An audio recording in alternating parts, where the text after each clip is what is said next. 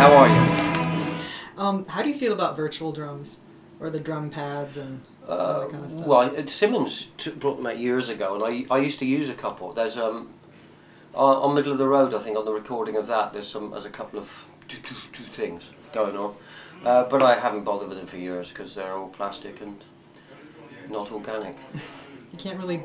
I don't know. It would seem like if you want to like wail on it, there's no point. I mean, no, no, you just need to get a bigger and bigger stick, and then one with a metal head on it with a nice slicer.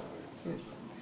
But no, they have their place, and they're okay for if you want to practice fairly quietly. Some of the rubber-based ones, and you just put your headphones on and you can play music and play around with it. Not that I've ever tried that or ever likely to try that, because I'm really a drummer of special needs. And I like things to sound the way they sound. You hit it and you hear it, as opposed to a lump of metal or rubber, which triggers something electronically somewhere else in cyberspace. So is there something that you would really like to have that you don't have yet, that you're just like, man, I'd like to get this thing? Something I'd like to have. That is related to drums. Glad you put that in. I know. Well, I'm working on a song with a big gong in it, because my friend Roger Taylor's got a gong.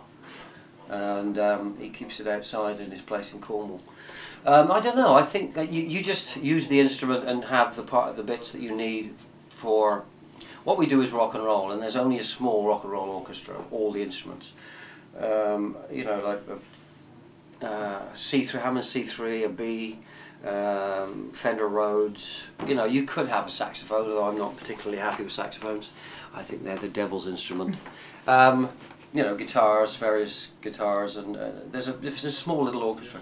With drums, I really like I used to have a really great big 32-inch China cymbal made in China.